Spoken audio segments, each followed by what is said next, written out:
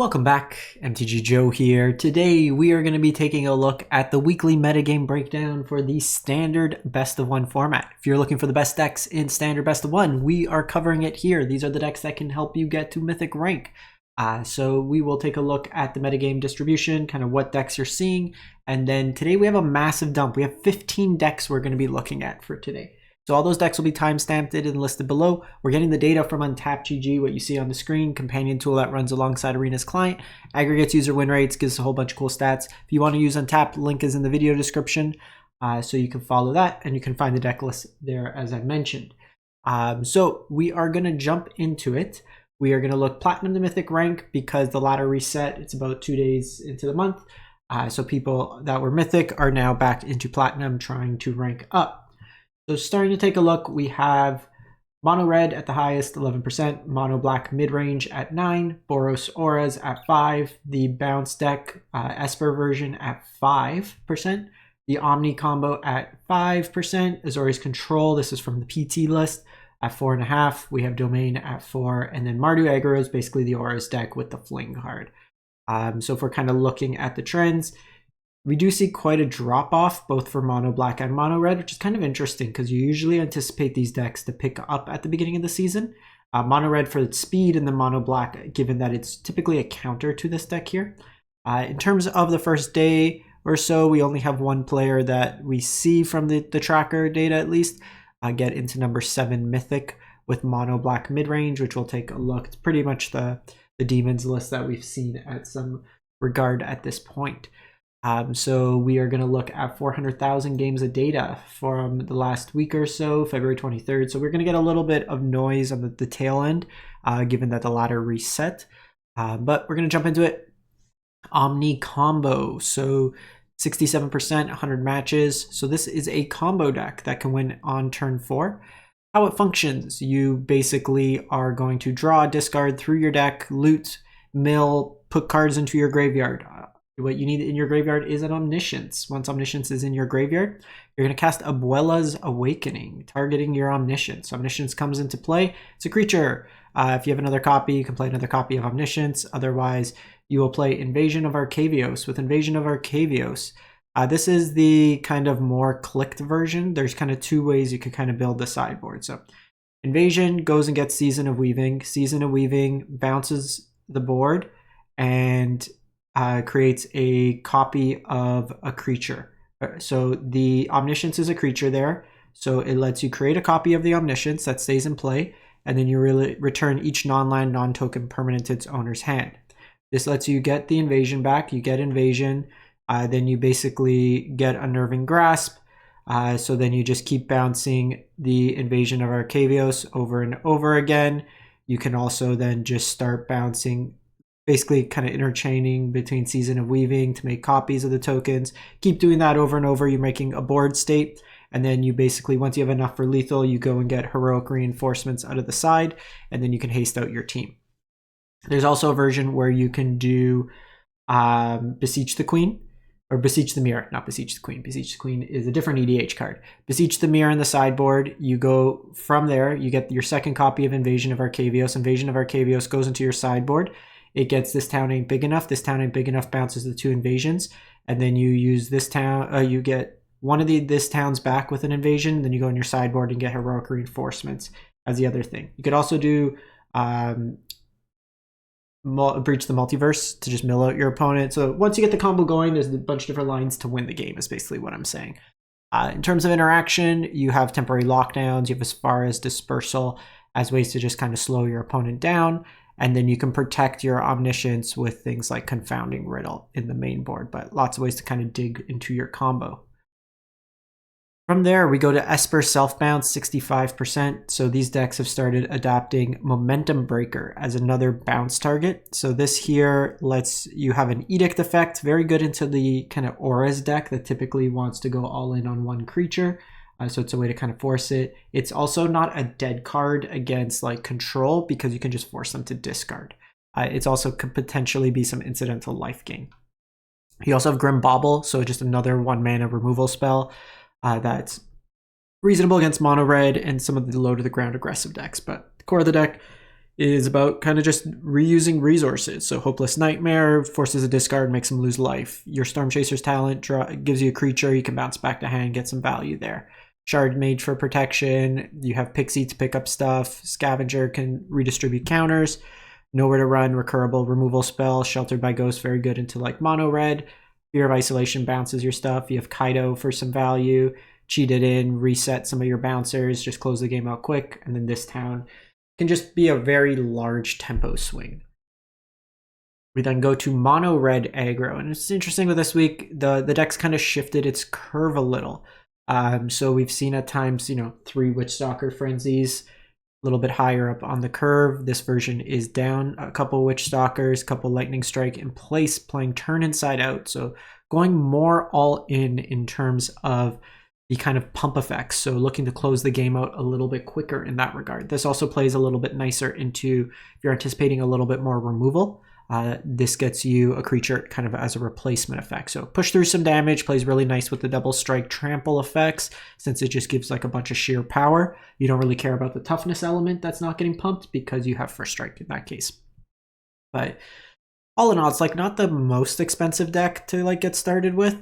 And it ports really well into like best of 3. You can play the mono red version, you can play Gruul. Something that they've been starting to pick up as well is 1 to 2 copies of Soulstone Sanctuary. It counts as a mouse. I was trying it out in the best of 3 version, and it did win me some games in the more grindy matchups. That being said, in best of 1, since you're trying to go more linear, the colorless lines might be a little bit of a problem. But if you're finding you're playing like heavy removal, heavy control, it's just another resource you can kind of have in your mana base. We then go to Boros Convoke. So Convoke got a couple new cards in the recent set. This one's at 63%. The biggest thing is Sunbillow Verge, I would say. So this gets you so you don't have to play 3 colors. It's another untapped dual land, which really helps. So you don't have to play kind of tap lands in that consideration. The other important card for the deck is Nesting Bot. So it seems kind of like innocuous. It's a 1 mana 1/1. Start Your Engines doesn't really do much for this deck, but it's an artifact, and then it leaves a body behind. So this gives you another 1 mana artifact that can allow you to go Gleeful Demolition.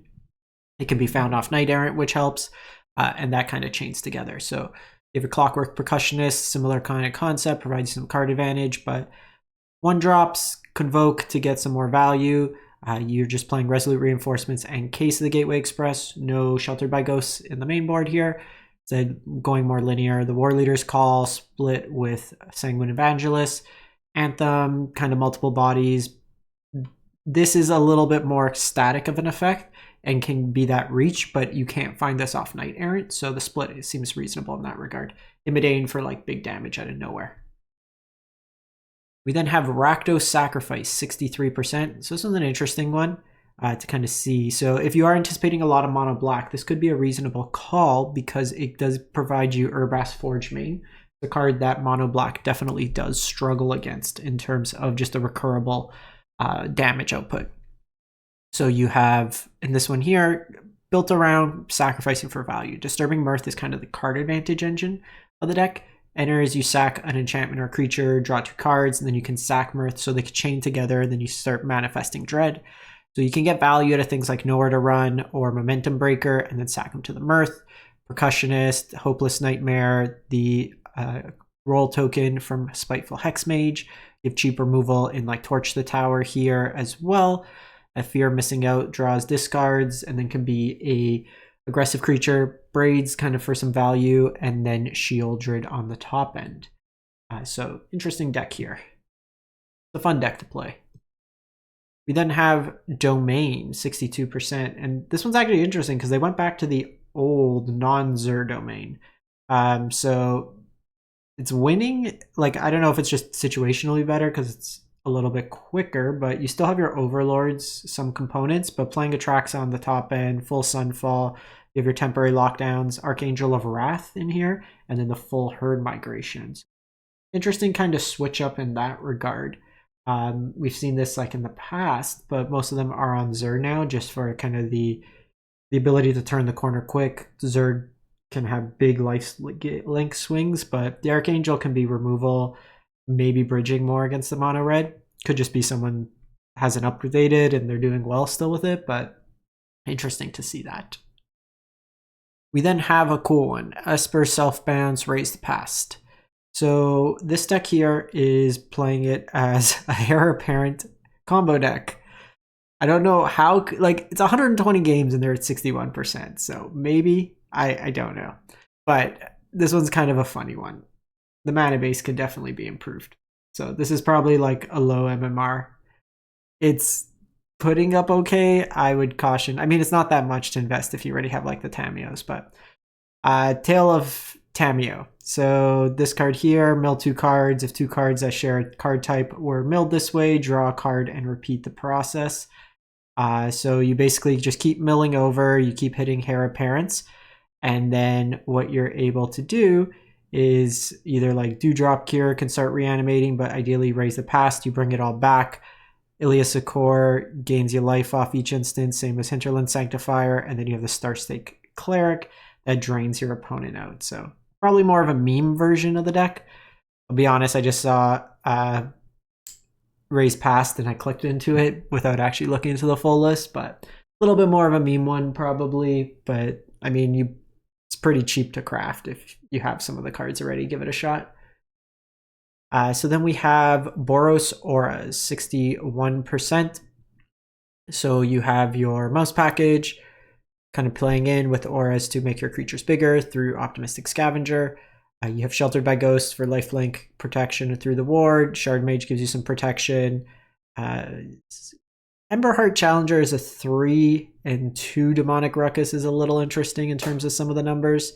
I would probably sooner play the 4th than the 4th Feather Flight, because this is kind of a card advantage engine on its own through the Valiant ability. You also have Atali's Favor here. So this one here can let you discover, so kind of cascade an extra effect, and then Enchanted Creature gets +1/+1 and Trample. With this deck, you could definitely start adding in the Verge as well.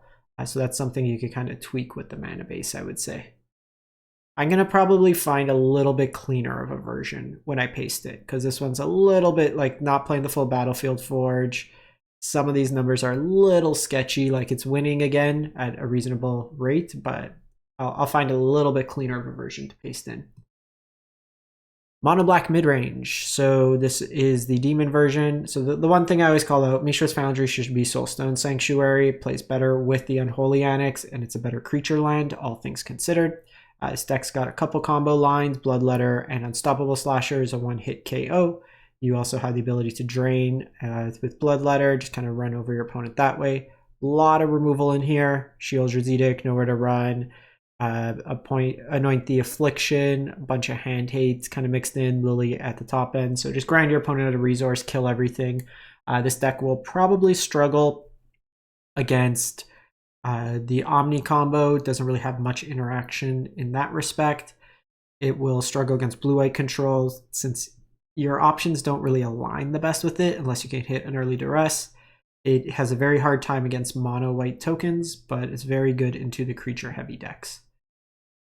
We then go to Azorius Control. So this was from the PT. So your win, I always like to look at the win conditions and then you kind of look at the interaction. So it's a little bit heavier in terms of win conditions. You have Overlord of the Mistmoors, the Hornlock Whales, both interaction and a win condition. You have Bezos to help you stabilize, and then Jace can mill out in the kind of domain control style mirrors. You are using a mix of Sunfall, but notably 3 Daya Judgments. So respecting the more aggressive meta, having Daya Judgments, having lockdowns to interact with your opponent earlier. Cheap interaction, change the equation, get lost, negates, no more lies, and then stock up to refill your hand. So this will let you basically look at the top 5, put 2 into your hand, really kind of do that curate style effect. We had Memory Deluge before, but this just gives you a better range of card selection as opposed to just sheer card draw. Fountain Ports in the mana base for utility, as well as Blast Zones. We then have Selesnya Rabbits. So this deck here could have some iterations. This was interesting. We're seeing Sheltered by Ghost in the main board now, giving you a little bit more interaction, helping in those aggressive matchups where you can get a large creature out and then just stabilize it by having the extra lifelink in it. But playing a bunch of synergy cards, Paw Patch, if it gets targeted, you get to redistribute counters. Valley Might Caller scales as you play more of the deck. The Valley Quest Caller is a lord and then helps set up your future draws. Phineas counters and card draw. The Mentor is a large creature scalable in the deck that also has trample built in. Hop to it for multiple bodies. Sanguine Evangelist is a rabbit if you close your eyes and just imagine. But the Anthem effect plays really nice with the go wide style effects. Similar with Warren Warleader, can put counters, can create more bodies. And then you have Knight Errant to find you more creatures, and Season of Burrow as a kind of top end card. Reanimate, make you just 5 rabbits potentially, or be some removal. We have Gruul Delirium, so not the exhaust version, but the more kind of all-in Delirium package. This one's at 59%. So the big kind of sneak card is Violent Urge. It's basically can be Embercleave in this deck, so it plays really nicely with Wildfire Wickerfolk. Played a version of this for a local Toronto-based RC, but you have ways with like Breakout to cheat out creatures. Seed of Hope lets you mill over and establish Delirium early. This one's kind of the bridge one where I really like Paw Patch. I was playing 3 in my list. It helps against all the kind of targeted removal. It can give you multiple bodies. It's not as all in as some of the decks. Also gives you another proactive creature on 1. Trample is also relevant when you start getting double strike and stuff. The Beastie in here helps you establish Delirium, doesn't get hit by Cut Down or Go for the Throat. Beastie Beatdown. I don't like this card, but some of the lists play it. It is a fight spell. It plays better when you have Delirium established, but it's sorcery speed. It could open you up for 2-for-1s, so just be mindful. FOMO gets you extra combat steps, plays really nicely with Breakout when you could cheat it out. The Keen-Eyed Curator also is a way to have main board graveyard hate. This can easily become a 7/7, and then you double strike it for lethal. I had a number of wins like that. The Fly Trap, I was just playing a smaller list. The Fly Trap, you can either play Fly Trap. It's got a higher ceiling, but a lower floor in terms of it could just get hit by stuff. It doesn't do anything the turn it comes down. Dies to pretty much all common removal. If you are running into more mono red or like creature-based aggro decks, playing Screaming Nemesis in this place could be reasonable as well. You have Ren and Realm Breaker, so that plays really nicely with Restless Ridgeline, where you can animate it and then kind of push through the damage. I personally wasn't playing Ren because I think it's bad into both bounce, nowhere to run decks, and against mono red, it's typically too slow because it doesn't untap the land. It's just a land you control, so you can't really play it on 3 in terms of protecting itself. And if you're just minusing, you're paying 3 mana for basically Seed of Opus effect, which isn't great in terms of like rate overall. So something to keep in mind. We have Dimir Control Mill. So this one's at 59%. So you are winning a couple different ways. So it's you have Parisian Mindbreaker. So you have loot effects to kind of put this into your graveyard, and then you can bring it back from your graveyard. Mills half their library. You could then exhaust the River Churn Monument, and then basically kind of combo mill. Jace, another way to mill out your opponent. Kiora gives you an ability to kind of loot and be an alternate win condition. And then just a lot of interaction. Cut downs, annoyance, bitter triumph, also ways to discard. Quag Feast, choose target creature, planeswalker, vehicle, mill 2 cards and destroy it if it's less than or equal to the number of cards in your graveyard. So something you can't necessarily play proactively on curve, I would say, depending on like where it is. But later game helps you enable into the combo. 3 steps ahead is a cheap counter that kind of loots if needed. Spell Stutter, similar idea. 23 lands. You can, so it's heavy on blue with just kind of the splash color in here. You'd probably want the creature land in here, I would say. It's pretty much free to have that in that respect. Then we move on. So Golgari Graveyard, 59%. So this is a self-mill deck. You have Baelmerk that helps you self-mill, Gnawing Vermin, Rebelvilt Maka, the Blanchwood Prowler. And then what you're trying to do is basically get cheap costed. So Up the Beanstalk draws you extra cards when you cast Hollow Marauder, Husk Burster Swarm, the Overwhelming Splendor's 1 mana removal. That draws you a card. Baelmerk, same idea. So a bunch of different ways to draw cards, kind of chain. The Urborg Lurmagoyf, Tarmogoyf at home gets bigger based on number of creature cards in your graveyard. And then you also have Souls of the Lost, similar kind of idea. Just get very large in that respect. Then you have Season of Loss that can be used as a drain effect. So each opponent loses X life, or X is the number of creature cards in your graveyard. So interesting kind of build there. There's also, like, instead of Season of Loss, there's a new 5/4, I think it's common or uncommon, from Aether Drift. Similar idea, gets the cost reduction. You can just kind of chain together some of these big creatures that get the cost reduction. There's also, like, yeah, this one here is already in the deck. And then lastly, we have Jeskai Oculus. So this one is kind of a more mid-range version where I would say like the blue-white's kind of all in on the reanimate.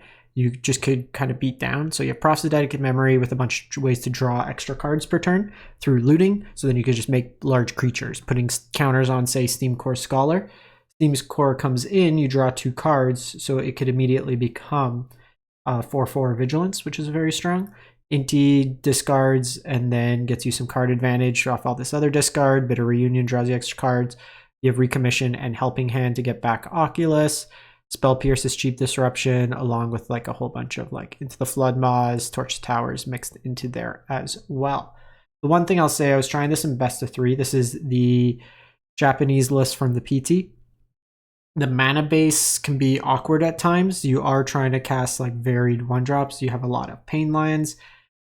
Just, I don't know, I found sometimes I was mulliganing a little bit to just get a reasonable hand.